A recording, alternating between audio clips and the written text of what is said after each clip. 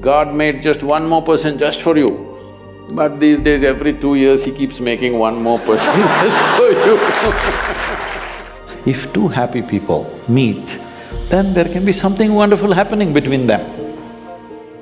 If you just become love, not love somebody, then you will know the nature of love.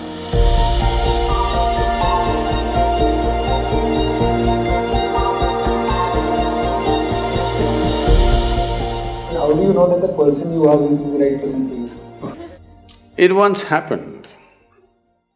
Shankaran Pillai was at the family dinner, and when everybody settled down for dinner, he stood up at the table and announced, "I am going to marry Lucy, who's just across the street." Let me tell you this, there is no right person on this planet. If you get into that kind of unrealistic mindset, "I have found the right person," oh, you will be soon disappointed. You must understand, there is no right person. First thing is to see whether I am the right person. Yes, am I the right person? And there are no right people on this planet. If you understand, you have your nonsense, they have their nonsense, we can adjust nonsense. Go on.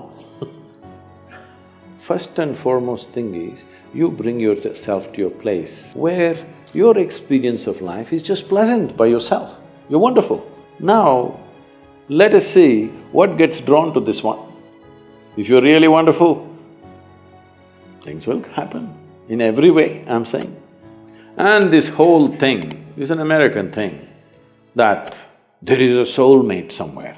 God made just one more person just for you, but these days every 2 years he keeps making one more person just for you. Obviously, God is making too many mistakes with you. See, body needs a mate, understandable.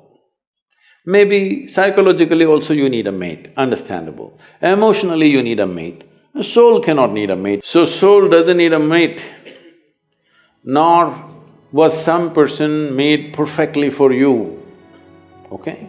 If you invest a deep sense of involvement, something wonderful may happen. It's because of your involvement, not because the other person is fantastic. No, even if you choose a fool, actually it's easy that way. If they're not stupid, why would they come to you first of all?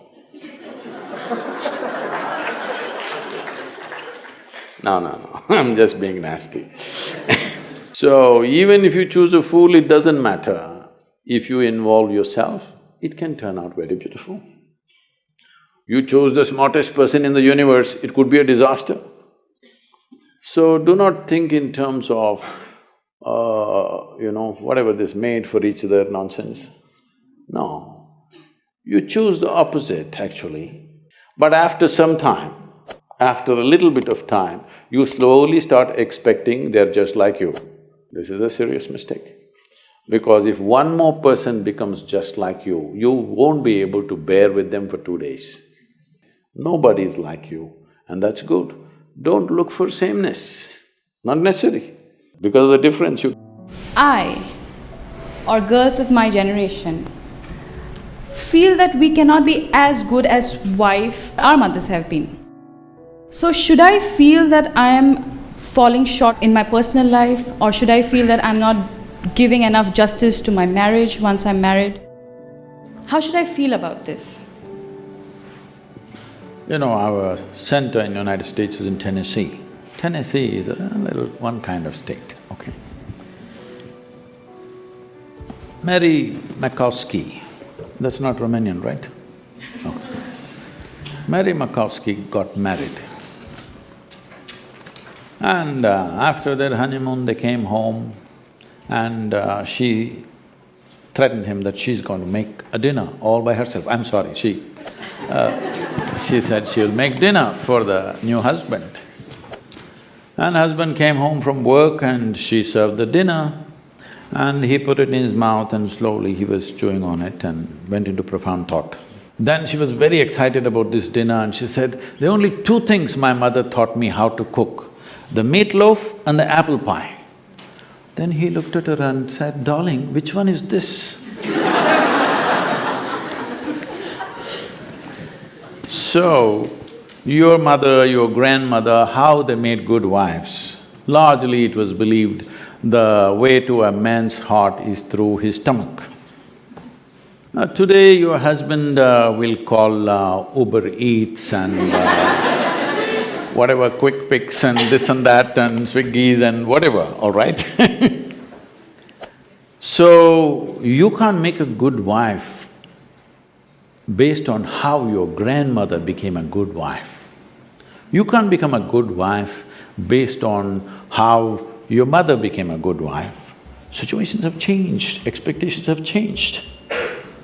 It's not in the stomach anymore. For some it's gone up into the head, for some it's gone further south. And wife means is, because you're not geared, most people are not geared.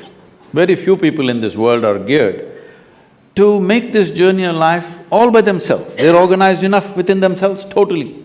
They never feel anything missing in their life because they've made themselves like that. But most people need somebody else to lean on.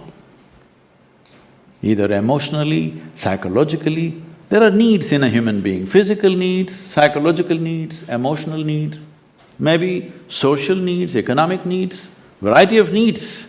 To fulfill these needs, you want to find one person that you can depend on. Because it's very difficult even to find one person with whom you can share everything that you have, your body, mind, emotion and works. So this is the idea. Formalizing it is so that every time you get some little friction, you don't fall apart, so little tying up so that things don't fall apart very easily, all right? Nothing else. The biggest mistake humanity made was, they started saying marriages are made in heaven, that's why it's such a mess. No, it's done here. If you see, marriages are made between us, and we took responsibility for who we are, we could have made it work, but the damn thing is made in heaven. Not suitable here, it's because it's alien stuff. Everything is a mess because you think it's made elsewhere by somebody else. If you understand it's made by you for your well-being, to fulfill your needs and your purposes so that you can go through this journey of life with least amount of trouble and friction, then you would handle it more responsibly, isn't it? And according to contemporary needs, not how your grandmother did her marriage. You can't do it that way because expectations and situations have completely altered themselves. So, if you hold somebody who is your friend and who is your need, you must understand. You are in this relationship because you need. Maybe the other person also needs, but that's from their side. As far as you are concerned, you made this relationship because you need it badly, isn't it? If you understand and you're always grateful for this, that somebody is fulfilling all your need, you would handle it well. You wouldn't make a misery out of it. But now you think somebody else needs you, then you will make a mess out of it. You understand you need it, well, the other person also needs to understand he needs it. Now there is a cohesion. If you think, oh, you need me, so I'm going to exploit you, no.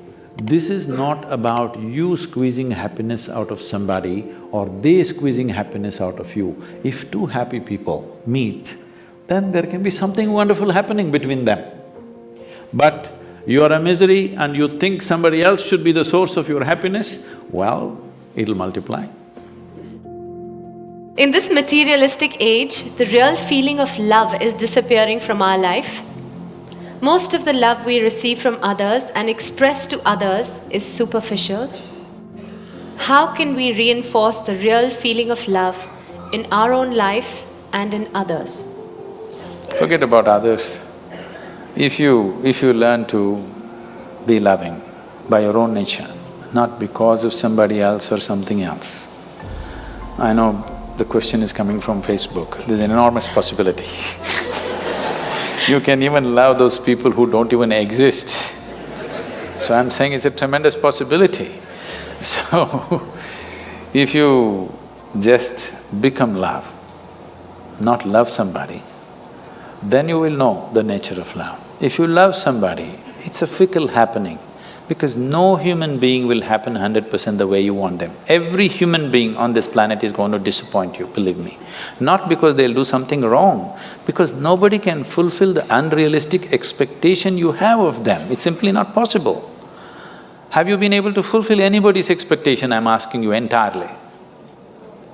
Partially, but never entirely, isn't it?